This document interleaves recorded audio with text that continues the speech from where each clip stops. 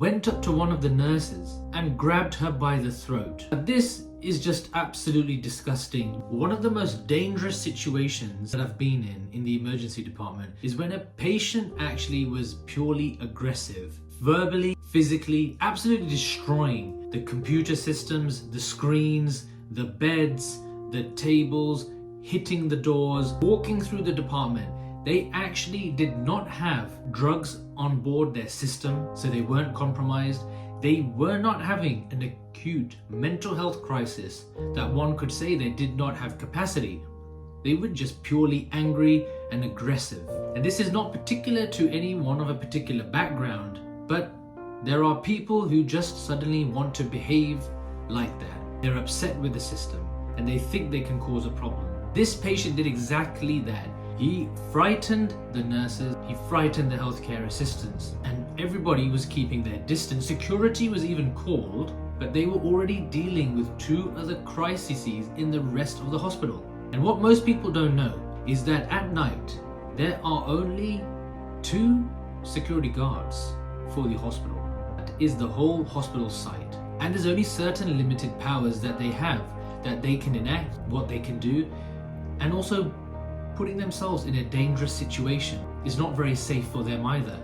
This person, after destroying the emergency department and having walked through what we call the triage room, through to the rapid assessment treatment area where we've got some of the sickest patients, then made their way through the majors department where our other quite unwell patients are suffering with things like strokes, heart attacks, sepsis, you name it, made their way through to the radiology department, which is right next door to the emergency department, where we send our patients to have x-rays and CTs. The patient there then started punching the walls, punching the doors, went into the x-ray CT room area and started destroying the screens. That's right, the actual monitor screen of this very expensive equipment was being destroyed. And there's not much that staff members can do. When you have someone who is, regardless of their size, but this person was about 6'7", causing this kind of damage with that level of force, you don't want to put yourself in harm's way, because if you get injured, you have put yourself in that situation, and that could be it. One hit and you could be done for. You could have a sinister injury, you could be disabled, you could be paralyzed, some people even die. You can't put yourself into that risk. But what happened here was this person actually went up to one of the nurses and grabbed her by the throat. Now this is just absolutely disgusting. No other person, whether you're a staff member or not, should be attacked. That's number one. Whether you're in an institution, in an industry, in a company, or if you're on the street, there's no reason to attack anybody. That's number one. The second thing is grabbing a nurse who has come to actually defend her patients, to protect them from harm's way, because we don't know what this person is going to do, is absolutely disgusting. I had seen this and heard the commotion from the other side of the emergency department because it happened rapidly. I had already made my way there and I had arrived at the point he had grabbed her by the throat. From my perspective, not just as a doctor, but as a decent human being, I would hope so, but also as a Sikh, it is my responsibility to make sure that innocent people are defended. And so that's what I did.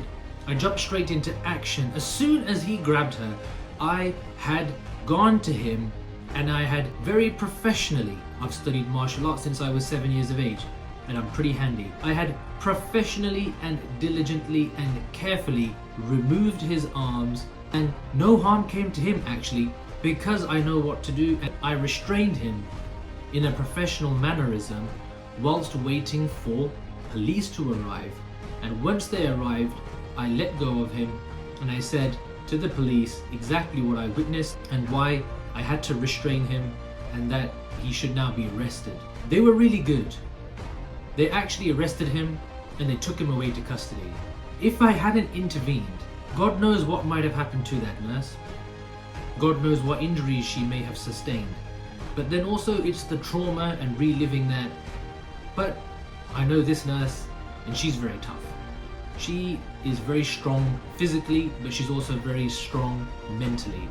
So I know this didn't affect her, but we shouldn't let anyone come into harm's way. That is not right. We can't allow that to happen. We cannot just watch things occurring because we think someone else can handle it. We should be there together, working as a team to protect one another. There are more good people than there are bad people, and that's a fact. Bad people are very far few in between. I hope you like this story that I told you from my history. My name is Dr. Mivi Singh. I'm your emergency medicine doctor, and stay tuned for my next video.